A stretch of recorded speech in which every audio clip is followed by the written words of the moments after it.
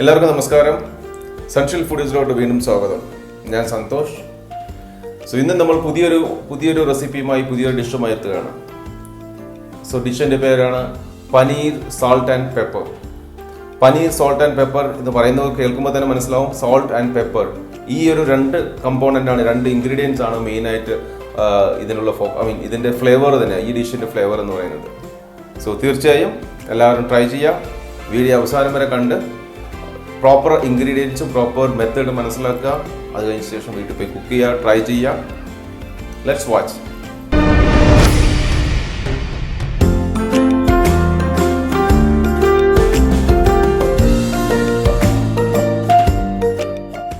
നമുക്ക് ഇൻഗ്രീഡിയൻസ് പരിചയപ്പെടാം. കുറച്ച് പനീർ ക്യൂബ്സായി കട്ട് ചെയ്തത്, പിന്നെ 2 ക്യാപ്സിക്കം ക്യൂബ്സായി കട്ട് ചെയ്തത്, ഒരു ഉള്ളി, വെളുത്തുള്ളി ചെറുതായി അരിഞ്ഞത്, ഇഞ്ചി ചെറുതായി അരിഞ്ഞത്, പച്ചമുളക് 3-4 ചെറുതായി അരിഞ്ഞത്, പിന്നെ ഫ്രഷായ കുരുമുളക് പൊടി, ഒരു teaspoon soya sauce, 1 teaspoon chilli sauce, കുറച്ച് സ്പ്രിംഗ് ഓനിയൻ ചെറുതായി അരിഞ്ഞത്, കോൺഫ്ലോർ ചെറിയ ബൗളിലെടുക്കാം, കുറച്ച് മൈദ, ഒരു ബൗളിലോട്ട് കോൺഫ്ലോർ ഇടാം. കോൺഫ്ലോർ ഇട്ടതിന് ശേഷം എടുത്ത് വെച്ച് മൈദ അതും കൂടി ഇട്ട് മിക്സ് ചെയ്തേക്കാം. അതിനുശേഷം അതിൻ്റെ കൂടെ നമ്മൾ എടുത്ത് വെച്ച കുരുമുളക് പൊടി, പിന്നെ അതിലോട്ട് ഉപ്പ് ഇടുക.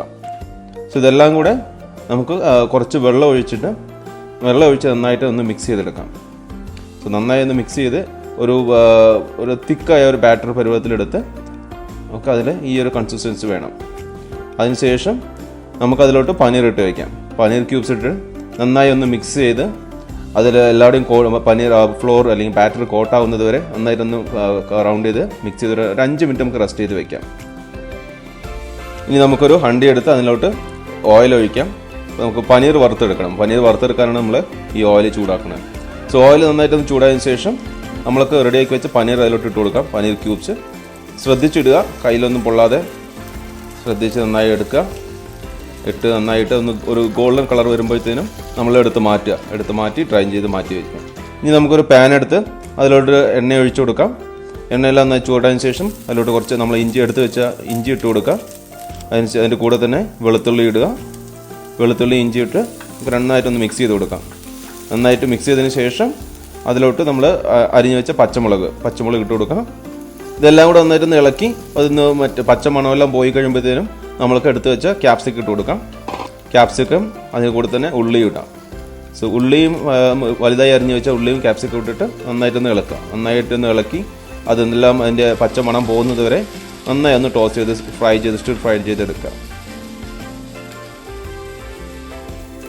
ഇതിലോട്ട് നമുക്ക് ഇനി ഉപ്പിട്ട് കൊടുക്കാം.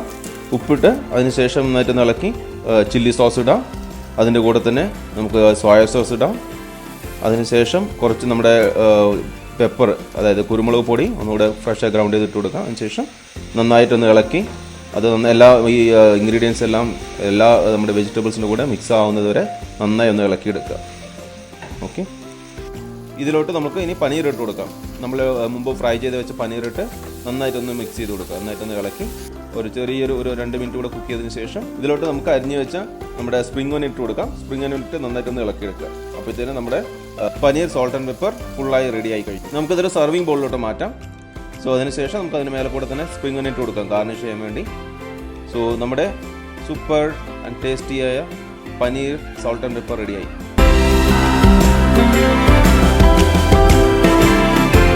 വീഡിയോ എല്ലാവരും കണ്ടല്ലോ. പനീർ സോൾട്ട് ആൻഡ് പെപ്പർ ഒരു സിമ്പിളായ ഡിഷാണ്. നിങ്ങൾ കണ്ടപ്പോൾ തന്നെ മനസ്സിലായിട്ടുണ്ടാവും. ഇത്ര പെട്ടെന്ന് ഉണ്ടാക്കാൻ പറ്റിയ ഒരു 10-15 മിനിറ്റിനകത്ത് വീട്ടിനകത്ത് നമ്മൾ ഉണ്ടാക്കാൻ പറ്റിയ ഒരു ഡിഷാണ് പനീർ സോൾട്ട് ആൻഡ് പെപ്പർ. ഈ ഒരു ഡിഷ് ഒരു ഡ്രൈ ഡിഷ് ആയതുകൊണ്ട് നമ്മൾ സ്റ്റാർട്ടറായിട്ട് ഉപയോഗിക്കാം. അതല്ലെങ്കിൽ നമ്മൾ ഫ്രൈഡ് റൈസിൻ്റെ കൂടെയോ നൂഡിൽസിൻ്റെ കൂടെയൊക്കെ സൈഡ് ഡിഷായിട്ട് ഉപയോഗിക്കാം. തീർച്ചയായും ട്രൈ ചെയ്യുക. നിങ്ങളുടെ അഭിപ്രായം നമ്മുടെ വീഡിയോ കമൻറ്റ് വഴി അറിയിക്കുക. വീഡിയോ സബ്സ്ക്രൈബ് ചെയ്യാൻ മറക്കരുത്. വീഡിയോ സബ്സ്ക്രൈബ് ചെയ്യുക, ലൈക്ക് ചെയ്യുക, കമൻറ്റ് ചെയ്യുക. ഫ്രണ്ട്സും റിലേറ്റീവ്സും കൊളീഗ്സും എല്ലാവരുമായിട്ടും ഷെയർ ചെയ്യുക videos. Okay, thank you, bye, take care.